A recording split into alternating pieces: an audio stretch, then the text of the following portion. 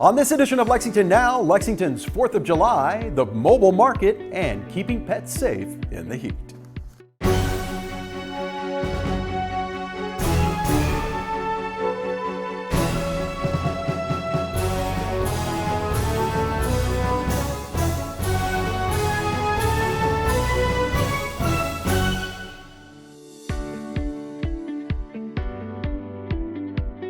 I'm Neil Noah. Welcome to Lexington Now for the week of June 17, 2024. Mayor Gorton joined other city officials and representatives from R.J. Corman to announce this year's 4th of July festivities. Here's more. The 4th of July, I think, actually is our city's favorite holiday.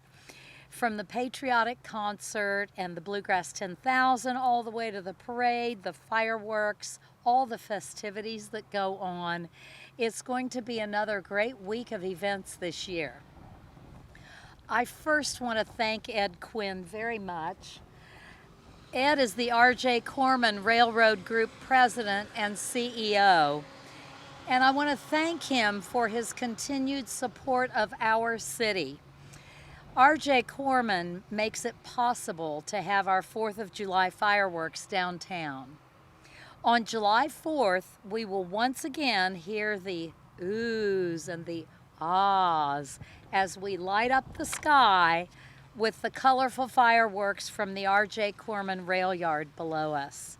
This event brings our community together to commemorate our nation's independence. And at R.J. Corman, we're very committed to fostering economic growth, innovation, and contributing to the vibrant communities that we live in, like Lexington and Central Kentucky. And I'm very pleased to also share some information or some news about our company's recent achievements, brag on us just a little bit. The Central Kentucky line right behind us is one of 19 railroads that we have, and all 19 were recognized by the American Short Line Railroad Association for their safe operations in a national award that they all won. So this accomplishment underscores, the unwavering dedication of our employees to safety, to innovation, and to reliability. It's through their hard work and their diligence that we're able to reach such heights. I couldn't be prouder of the team. So with that in mind, I want to look forward to the 4th of July festivities. Encourage everybody to be intentional about safety.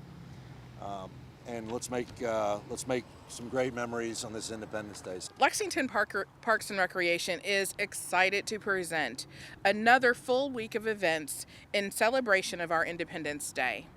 There will be something for everyone at this year's programs, which are carefully crafted and curated with musical talent, local food and drinks, activities, and of course, dazzling fireworks.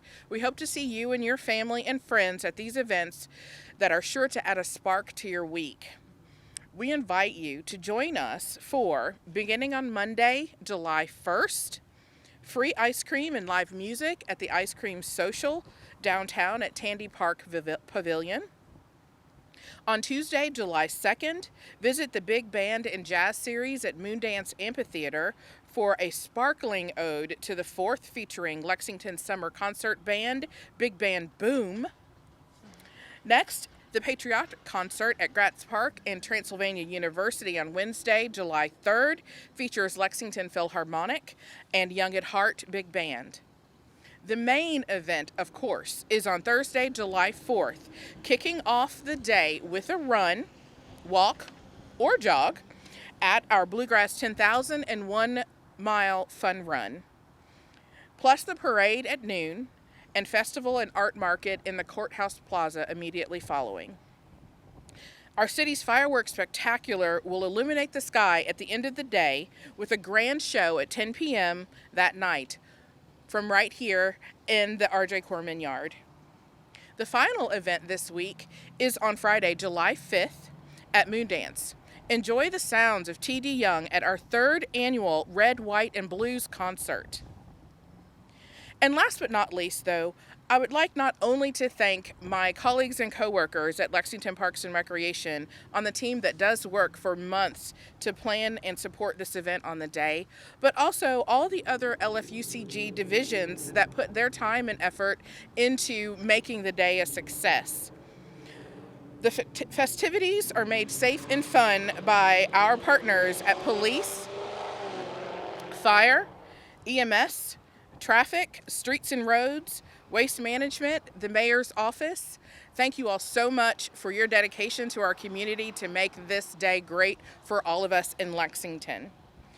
For more information and to plan your fun week with us, visit lexingtonky.gov/4th of July. Happy 4th of July, everyone, and I can't wait to see you. Lexington's mobile market has been an overwhelming success, and Mayor Gorton held a press conference to discuss future plans for the service. We have a very exciting announcement today.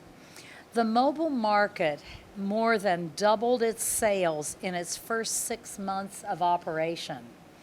We knew the mobile market would be popular. Even so, its performance has surprised us. Over a 6-month period, this is November through May, sales increased from a total of $5,384 to $10,999. The mobile market is a rolling food oasis that serves areas in Lexington without a grocery store nearby.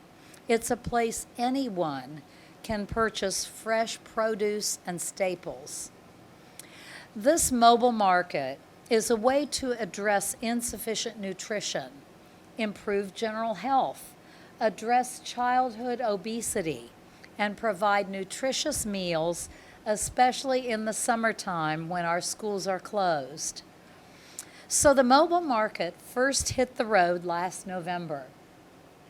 Currently, it has 22 active sites where it makes a combined total of approximately 60 stops each month, Tuesdays through Saturdays. Busier sites get on a weekly visit basis. Others welcome the mobile market twice a month. The Oasis is one of the mobile market sites, and we thank you for your hospitality today. The mobile market's 60-foot trailer houses a single aisle stocked with a healthy selection of fresh fruits, vegetables, milks, meats, yogurt, and a limited amount of household products. In addition to the city, one of the great reasons that this works is our two partners who are involved with the mobile market. It is stocked by the Kroger Company, and it's operated by God's Pantry Food Bank. And you know, we learned in a big way during the pandemic that we need partners for almost every big project that we do. And this is a wonderful partnership. It has been a long time coming, and to see now that the mobile market is on the street and serving our community for over 6 months now, with the success that it has had, is just overwhelming. And I'm very proud. As Mayor Gorton, John, and Lisa have stated, you know, addressing food insecurity is a multi-pronged approach, and no one organization, entity can solve for hunger. It's going to take partnerships, and it took this partnership to make the dent that we're making in our community, making sure that everyone has the right and the access to fresh, healthy, affordable foods. As Mayor Gorton said, in 2020, the Racial Justice and Equality Commission made a recommendation to the mayor and the council and our community to improve food access and healthy food options. And we're doing that with dignity with the mobile market. And so I'm just excited about the opportunity to continue to serve our community. I'm excited, like Mayor Gorton said, every milestone that we've met along the way, from getting trailer designs to mock-ups to every part of this, and the partnerships and making sure that we had the right people involved. And so I'm very grateful to God's Pantry and to Kroger and the city and all of the ones, even our fleet services department. We can't leave them out. Just so many people put their minds, ideas together to make this happen, and so we're proud to see it implemented in our community. It's such an awesome idea that folks, other communities want us to come there, but we need it here. And again, I'm excited that we're able to serve our community in this way, making sure that everyone has access to fresh, healthy, affordable foods. Keeping pets safe in hot weather after this.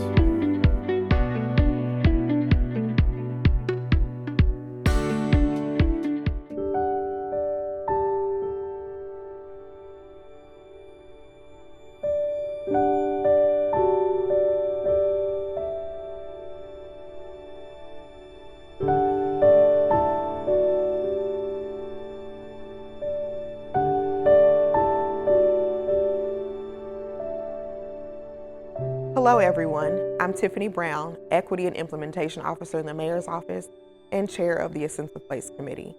I'm here today to talk about A Sense of Place, an initiative dedicated to preserving the history of Lexington's rural Black hamlets and celebrating those that remain active today.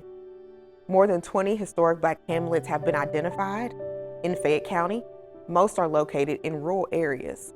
Our historic hamlets have been and are home to generations of lived experiences, traditions, and culture. Houses, churches, schools, grocery stores, agricultural enterprises, and lodge halls for community gatherings were found in many hamlets. A Sense of Place is a partnership between community members with direct connection to our hamlets and the city of Lexington. Its goal is to raise awareness about what the hamlets represent and to identify steps that are needed to take to preserve their history.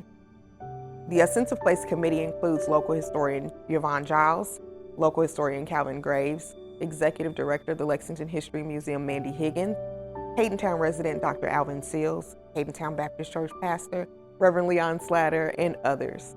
With support from members of the Cadentown community, A Sense of Place is currently raising funds for maintenance updates and programming of the Cadentown Rosenwald School and property located at 705 Caden Lane. In the early 2000s, members of the Cadentown community worked with the city to preserve the school. In the early 20th century, Rosenwald schools were found across the South, serving rural Black children and families during segregation. Many of the buildings have been destroyed. Lexington is proud that the Cadentown School still stands and wants to preserve the history and significance that so many of these schools have had in our hamlet communities. The funds will complete the restoration of the school and upgrade the historic cemetery and church building. The school will permanently house artifacts that tell the story of Lexington's hamlet. We hope you will join us.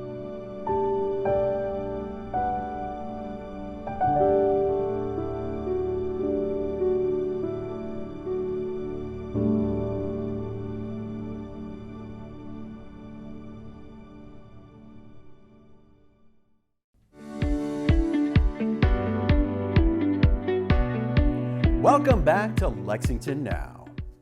Hot weather is on the way, and it's a great time to talk about keeping your pets safe from the dangers of high temperatures. Feeling hot, hot, hot. Feeling hot, hot, hot. Feeling hot, hot, hot. As the temperature continues to rise, many people are doing more and more outside activities. And like a lot of us, we like to spend our outdoor time with our pet. But we as humans take all kinds of precautions. Hat, sunglasses, sunscreen, a bottle of water. We sometimes forget about our four-legged friends like Max here, who are wearing a fur coat 24/7. To get some tips on how to help your pet beat the heat, I stopped by the Shaybell Veterinary Hospital for some advice. The time that we see the most heat strokes is now, and so you would think June, July, August, but when dogs aren't acclimated to the weather and the weather changes, that's when we start seeing heat strokes. So April, May, I typically see more than the hottest months, which is kind of surprising. And so make sure fresh water is available. Don't keep them out, if it's over 70 or 80, limited exposure. If you have a very active dog, kind of limit their activity in the heat of the day. Brachycephalic dogs, so dogs with squish nose, Bostons, pugs, boxers, they don't handle the heat well, and so I wouldn't take them to the dog park or running or any outdoor activity, and from 10 in the morning till 5 at night on hot days, because they just can't tolerate the heat. In the heat of the day, keeping them on the grass is better than the hot concrete. Some dogs shouldn't be walked in the heat of the day just because it burns their pads, and so definitely stay off the black asphalt. Sometimes concrete is not terribly as hot as black because it doesn't attract the heat, but grass is going to be better for sure. The big thing to watch for is excessive panting is kind of a first sign. So if they can't get comfortable and they're trying to lay down and kicking their feet out and panting a whole lot, they're restless because they're getting overheated. A lot of times their gums will be really pink and injected, and more so than normal. Extreme cases, you'll start seeing vomiting, diarrhea. A lot of times they can have blood pass in their stool. End stages or convulsions can even cause death. And so if you start noticing that, you need to cool your dog off pretty fast and get them to the vet. And if your pet's like Joey here, who likes to take long summer drives with his head out the window, you gotta make a plan to make sure your pet spends no time in an unattended hot car. The hot weather becomes crucial time for animal welfare. What you want to make sure you always have handy is extra water for your dogs and cats. If you keep your dogs and cats outside, you want to definitely have an area constructed where they have adequate shade. And it's essential in this time of season not to leave your dogs or cats locked in hot vehicles. A lot of people just want to spend as much time with their beloved pets as possible, so they want to take them on errands with them, which we totally understand. But sometimes you do need to leave your pets at home or with trusted friends and family, because they can overheat really quickly in vehicles, and it is something that we do respond to. So we can potentially go out if your dog is in your car unattended. If you absolutely have to take your dog or cat with you in the car, make sure you have visible food and water present for them. It's not uncommon for us to do a temperature reading inside of a car and it to be above 100 degrees. So it can be extremely hot in there. That's why animals can get into stress a lot hotter, and especially a lot of small breeds that have more breathing issues can get hotter and into stress a lot quicker. So it is something we see very common. So it is important to just leave your pets at home if you can, but if not, always have that food and water available.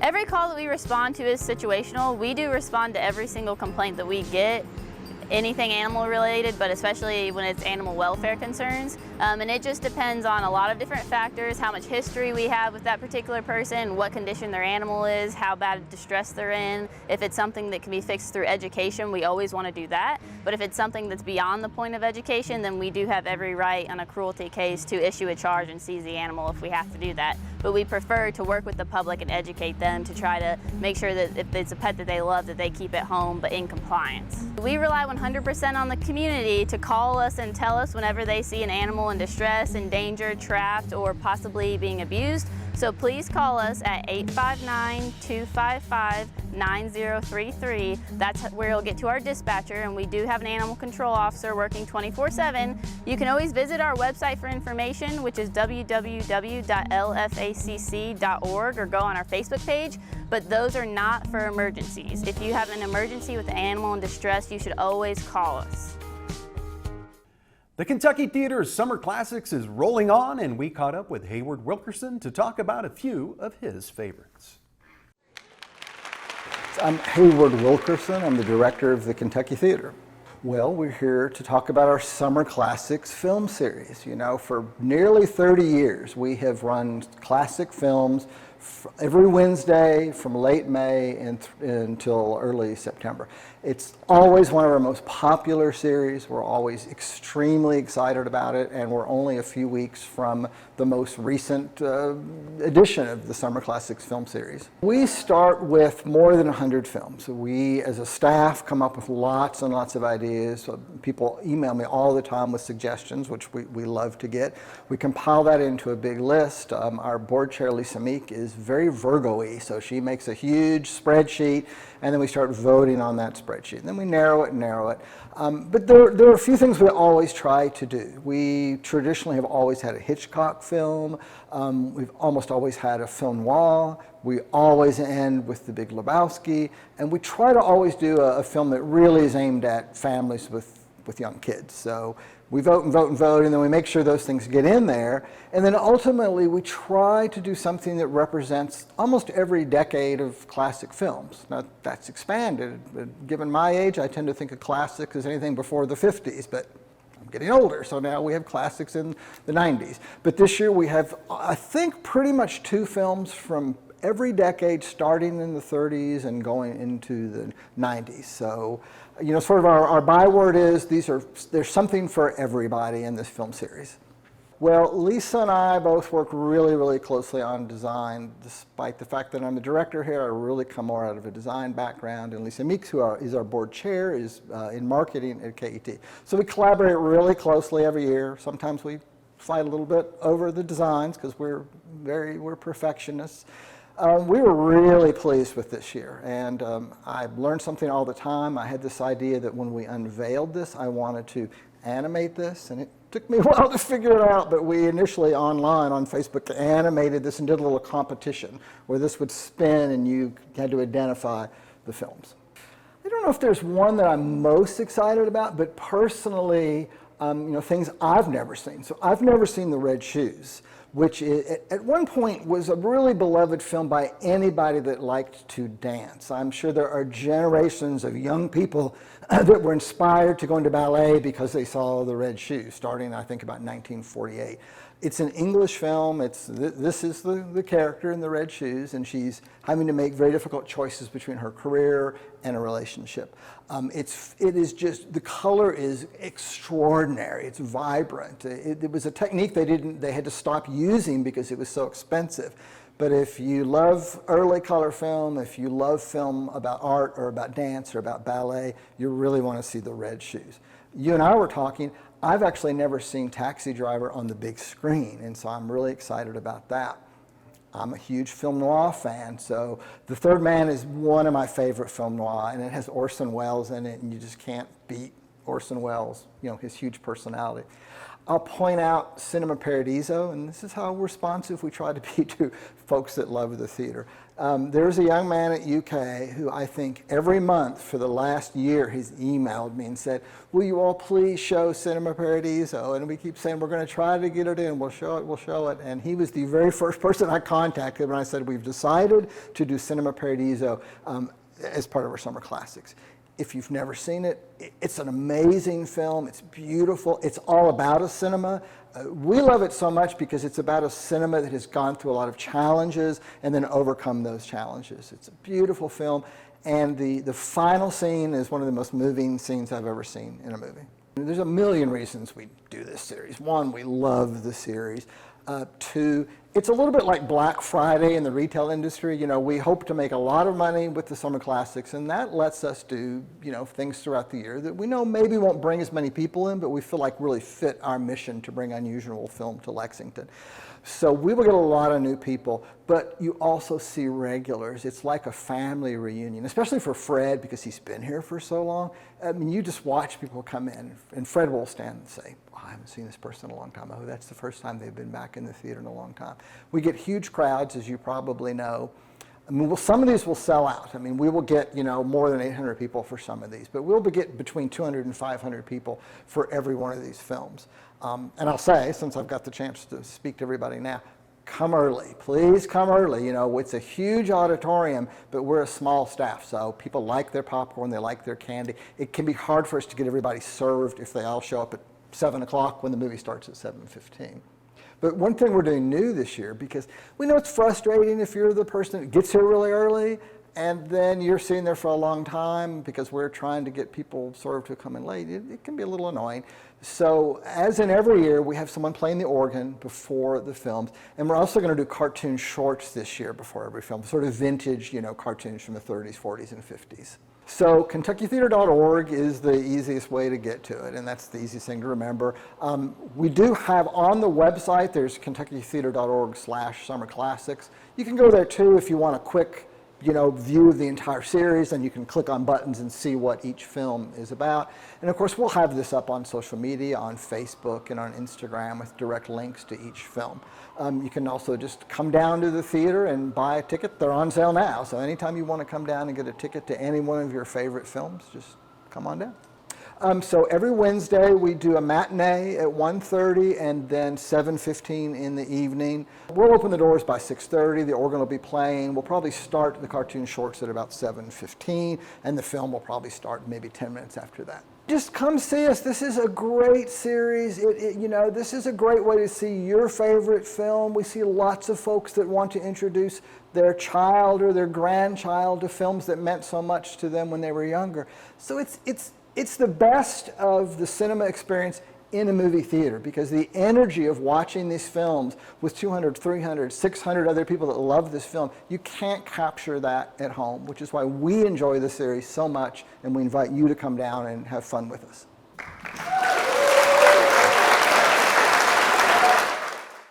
Even with the Juneteenth holiday, there are still quite a few live meetings this week on Lex TV and streaming online. And remember, you can also find the most accurate and up-to-date information on non-televised meetings on lexingtonky.gov. Here's this week's meeting coverage.